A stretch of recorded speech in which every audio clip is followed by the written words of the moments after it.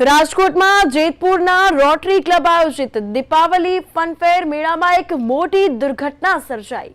જી હા, આગે વાત કરવામાં આવે તો ચાલુ બ્રેક ડાન્સમાં રાઇડ્સ તૂટી પડતા ઘટના બની હોવાનું સામે આવ્યું છે, જેમાં બ્રેક ડાન્સ રાઇડ્સમાં સવાર દંપતીને ગંભીર ઈજા પહોંચી છે।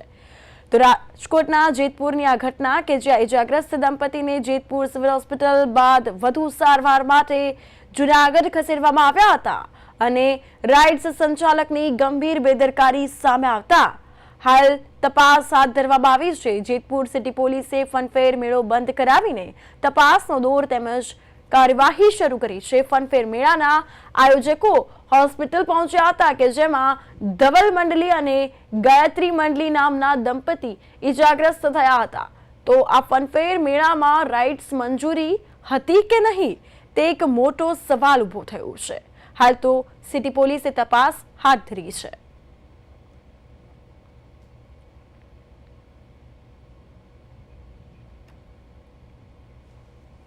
તો સાથે વધુ માહિતી માટે જેતપુરથી અમારા સંવાદદાતા આશીષ મહેતા ફોન લાઈન પર જોડાયા છે। જી, જેતપુરમાં દીપાવલી ફનફેર મેળામાં આ દુર્ઘટના સર્જાઈ છે ને બ્રેક ડાન્સમાં દંપતી ઈજાગ્રસ્ત થયા છે। આશીષ, હાલમાં જે પ્રકારે બેદરકારી સામે આવી છે રાઇડ્સ સંચાલકની, તેને લઈને વધુ અપડેટ જણાવજો કે જેતપુરમાં જીમખાના ગ્રાઉન્ડમાં રોટરી ક્લબ દ્વારા આયોજિત જે દીપાવલી ફનફેરમાં એક ગંભીર દુર્ઘટના સર્જાઈ હતી। સમગ્ર વિસ્તારમાં ચકચાર મચી ગઈ છે। ચાલુ ફનફેર દરમિયાન જે બ્રેક ડાન્સ હોય એમાં રાઇડ અચાનક એક ભાગ છે તે તૂટી પડવાથી તેમાં સવાર ધવલ મંડલી અને ગાયત્રી મંડલી નામનું દંપતી ગંભીર રીતે ઈજાગ્રસ્ત થયું હતું। આ ઘટનાના તહેવાર માહોલમાં દંપતીને હોસ્પિટલ જવાની ફરજ પડી છે। સમગ્ર ઘટના બાદ મેળામાં મુલાકાતીની સુરક્ષા પર ગંભીર સવાલો ઉભા થયા હતા। આ જેતપુરમાં દીપાવલી નિમિત્તે રોટરી ક્લબ દ્વારા ફનફેર મેળાનું આયોજન કરવામાં હતું। રાઇડ પર સવાર લોકો આનંદ માણી રહ્યા હતા ત્યારે બ્રેક ડાન્સનો રાઇડને અચાનક તૂટી પડતો આ દુર્ઘટના થઈ હતી અને સમગ્ર મામલે હાલ તો ઘટનાની જાણ થતાં જેતપુર સિટી પોલીસે તાત્કાલિક કાર્યવાહી હાથ ધરી હતી। સુરક્ષાના પગલા રૂપે પોલીસે સમગ્ર ફનફેર મેળાને તાત્કાલિક ધોરણે બંધ કરી દીધો હતો અને સમગ્ર મામલે તપાસ શરૂ કરી છે।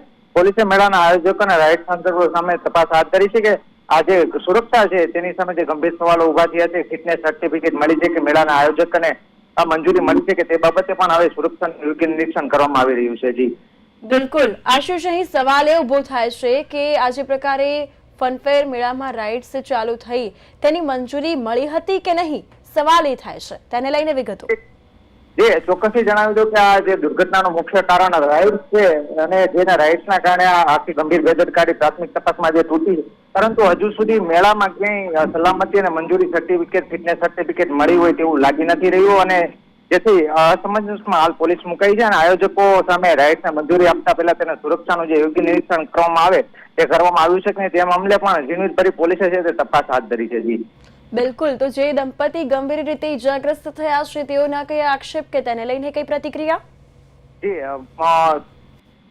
જે ગંભીર ઈજાગ્રસ્ત ધવલ મંડલી અને ગાયત્રી મંડલ નામનું જે ઈજાગ્રસ્ત છે તેમાં જેમના પતિ ધવલ મંડલી છે તેમને પણ રાઇડ સંચાલકો અને જે બેદરકારી છે તેમના સામે આક્ષેપો અનેક કર્યા છે। ફનફેર મેળામાં જે પ્રકારની સુરક્ષા હોય છે તે સુરક્ષા નથી તેવા પણ આક્ષેપો કર્યા છે, એટલે ક્યાંક ને ક્યાંક સુરક્ષા સામે પણ સવાલો ઉભી રહ્યા છે। હાલ તો ફનફેર મેળો છે તે સમગ્ર ગુજરાતમાં ચર્ચાનો વિષય પામ્યો છે ત્યારે હાલ સુરક્ષા સામે ગંભીર સવાલો ઉભા થયા છે અને આક્ષેપોનો મારો પણ હવે એકથી થવા મળ્યો છે। જી બિલકુલ આશીષ, તમામ વિગત બદલ આપનો આભાર।